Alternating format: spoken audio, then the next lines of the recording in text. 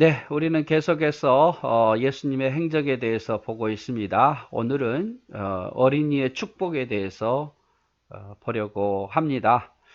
자, 이 이야기는 마태복음 19장 13절에서 15절, 또 마가복음 10장 13절에서 16절, 누가복음 18장 15절에서 17절에 기록된 말씀입니다. 자, 지금도 그렇지만 옛날에도 마찬가지예요. 부모들이 자기 자식 어린아이들을 축복받기 위해서 예수님께 데려왔어요. 부모의 마음은 항상 그런 것 같아요. 자녀 잘 되기를 원하는 마음. 그래서 그 유명하신 예수님 앞에 데려와서 이 아이가 예수님으로부터 축복받는다면 얼마나 좋을까 해서 아이들을 데리고 온 거죠.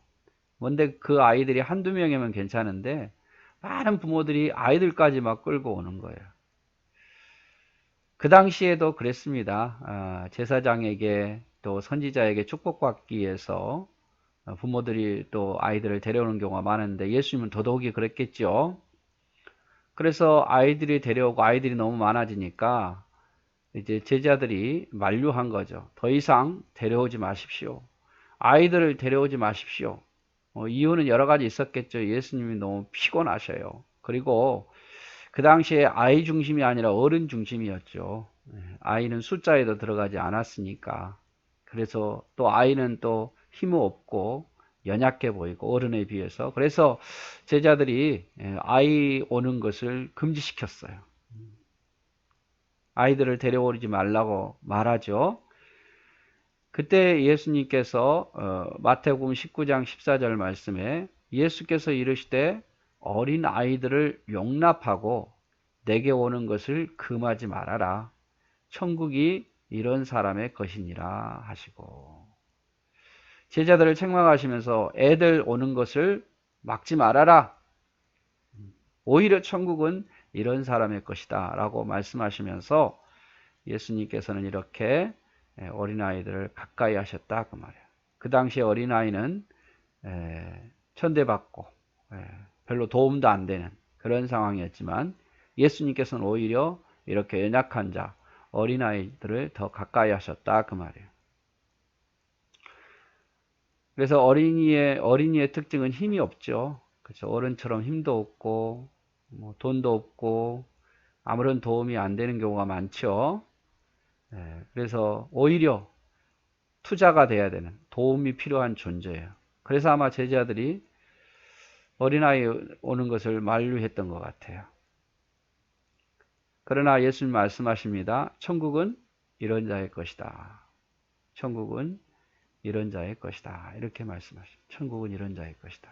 천국은 어린아이 같은 자의 것이다. 이렇게 말씀하신 거죠. 그런데 어린아이의 특징을 좀 보면요. 어린아이는 겸손해요. 그리고 순수하고. 물론 다 그런 건 아니죠. 근데 어린아이는 어른에 비해서 더 겸손하죠. 그리고 더 순수하고. 거짓말도 더 못하고. 사람이 자라면서 생각이 점점 굳어지는 것 같아요. 나이가 들면 들수록 생각이 굳어지죠. 어린아이들은 예를 들어서 어른이 너 이거 잘못했어 라고 말하면 순수하게 받아들이고 또 잘못을 또 인정하기도 하고 이러는데 어른이 되면 될수록 자기 잘못을 잘 인정하지 않아요. 점점 고집만 세지고 그리고 자기가 잘못했어도 잘못했다고 말도 안 해요. 참 그래서 어린아이는 겸손하고 순수하죠.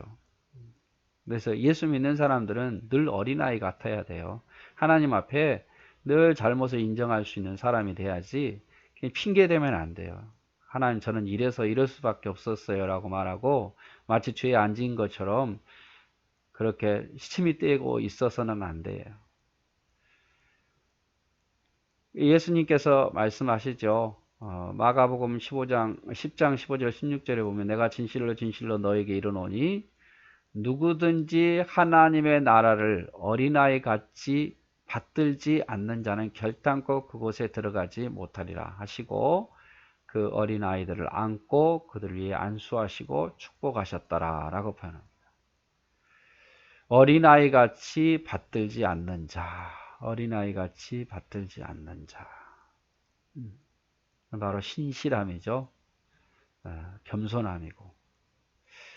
여러분 어린아이처럼 겸손하게 신실하게. 어린아이들은 잘 숨기지 못하잖아요. 근데 어른은 너무 잘 숨겨요.